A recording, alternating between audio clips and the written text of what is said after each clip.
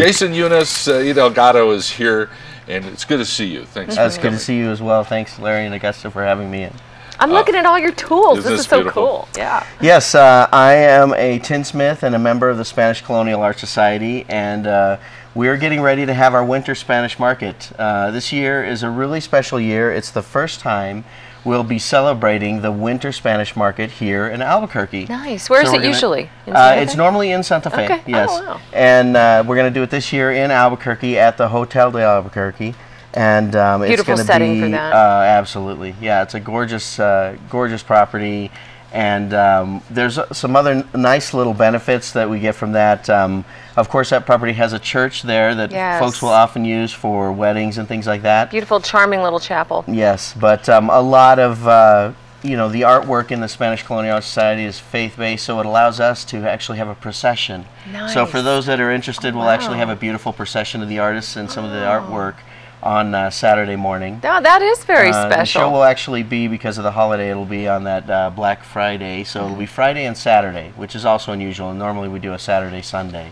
Great idea. But everybody will be shopping, kicking off the shopping season on That's Friday, right. so why not jump in the fray? And I know, you know, lately there's been a lot of talk about shopping local and honoring local arts and stuff like that, so I think, you know, this is going to be an excellent opportunity to still have a one-stop shop, but be able to know that everything in this building is handcrafted local. Absolutely. And some of it's almost like usable art, functional art. Because absolutely, yeah. It's a great point, Augusta. A lot of the original folk arts were what they called utilitarian. It was with a purpose.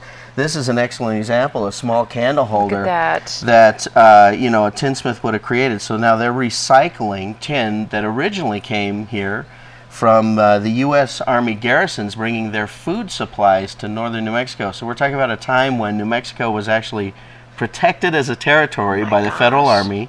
They were bringing in their food supplies, and local silversmiths who came here from Spain didn't have enough silver available to create these kind of things that they needed, so they began recycling the tin that the U.S. Army garrisons were bringing their supplies in. So it actually started here?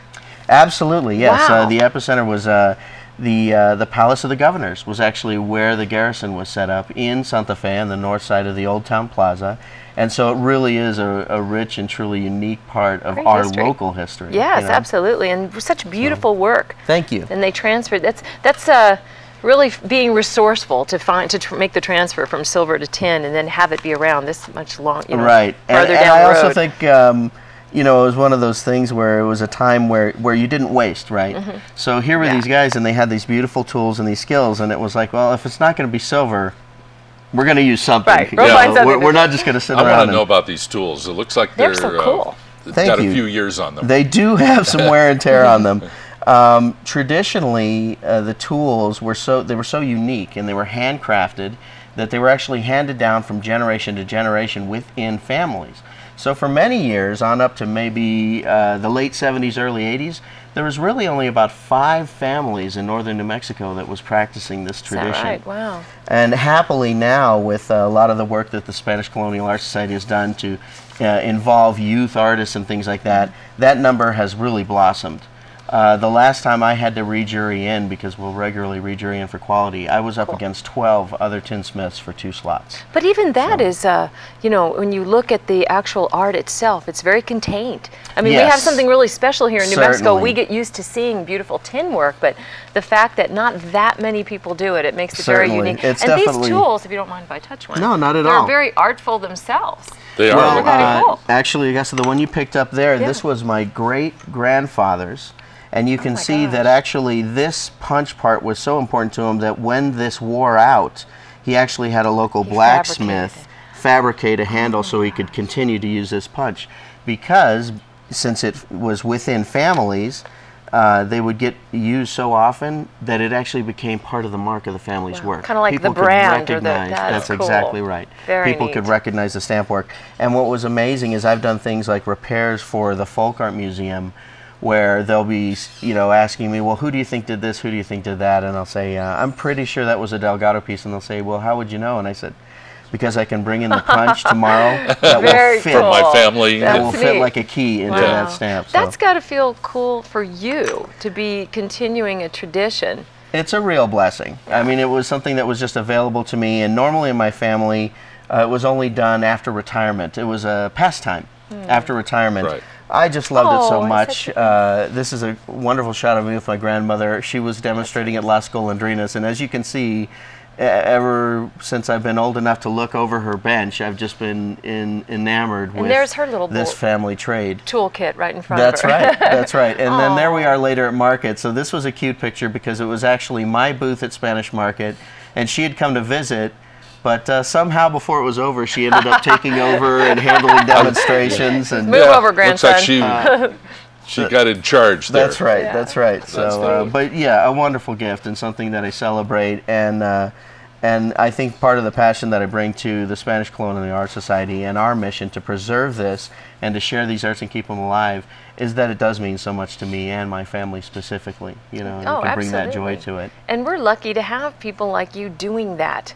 Thank you know, you. Spreading the word and sharing the tradition and keeping those alive in New Mexico. Because like I said, we see this beautiful tin, but the story behind it is fabulous. It is unique, and mine is just one thread of a tapestry that's covered by hundreds of artists that people will be able to see at the winter market. So, you know, tin work is just one story. You look at the hand-painted retablos and hand-carved wood. And then that understanding of the process that they were working on. You know, they didn't have the wood shop. They didn't have the Sears Craftsman tools and the fancy routers.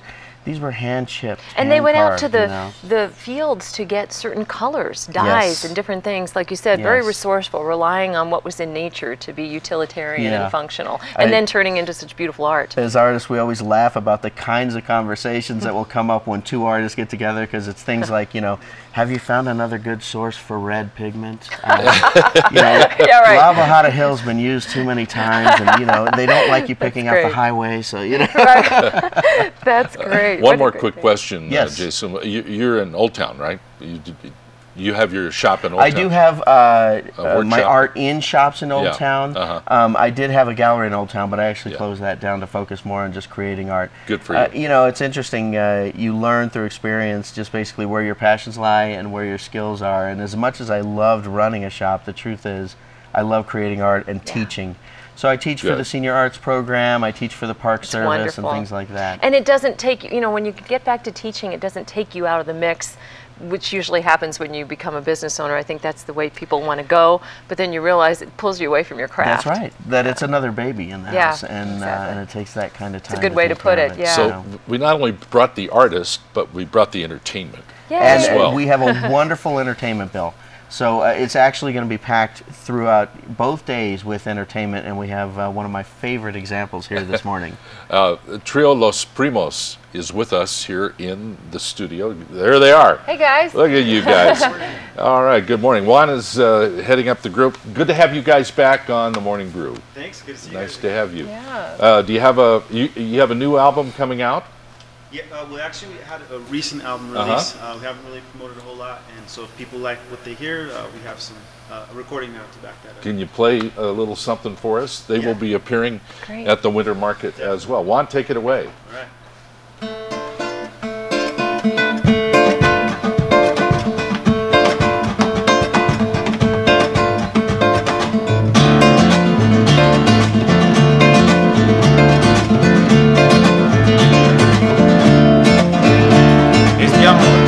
Así de esta manera no tiene la culpa. Vaya de danza banda porque muy despreciado, por eso no hay perdón de llorar.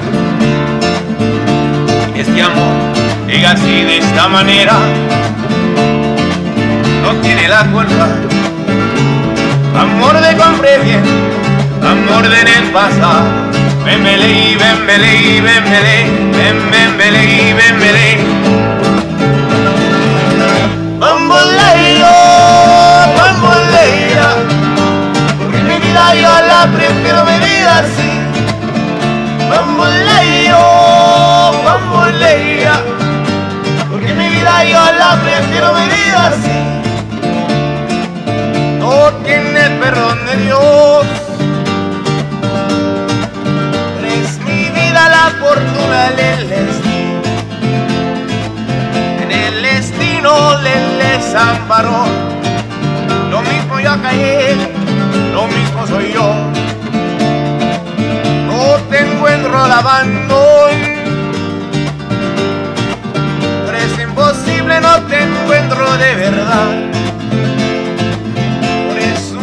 ya no te encuentro si de nada, lo mismo ya que no pienso en ti. Bambolea, porque mi vida yo la prefiero vivir así. Bambolea, porque mi vida yo la prefiero vivir así.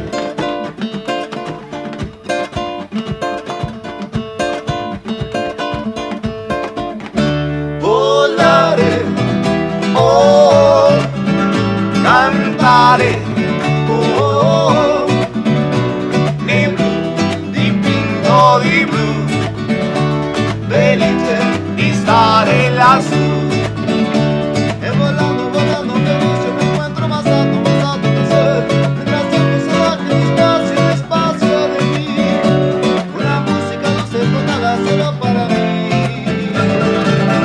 Volare, oh, cantare, oh, di blu, dipinto di blu, felice di stare lassù.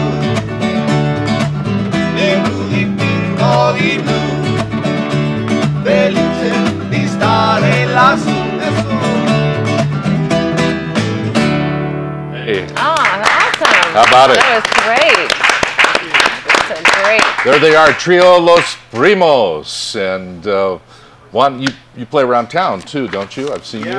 We play around town quite a bit. We do this full time, so. Yeah. Well, you sound awesome. Aren't they great? And they're going to be at the Spanish Market that Jason was talking about. And we're so lucky to have it here in Albuquerque. Yeah, they're great. No disrespect to Santa Fe. We're just lucky to have it in Albuquerque. Hey, it's an Albuquerque show. We can do this. Right. That's absolutely right. All right, so it's the whole package. The weekend it starts on the Friday after Thanksgiving, Black Friday, and goes all weekend. Hotel Albuquerque for the winter Spanish Market. Yep. It'll be Friday 2 to 9, so it'll be kind of in the evening, and then Saturday from 10 to 5. All right. Many chances to shop and get some very cool things. We're going to have Trio Los Primos play us out to break. Jason, thanks for being here. Jason, it's a thank pleasure. you. I want to for thank having me. Los Primos for being here too. Guys, it's all yours.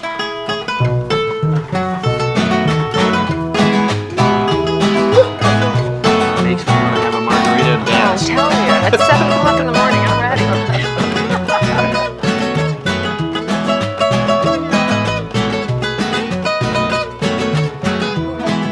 Me voy al amanecer.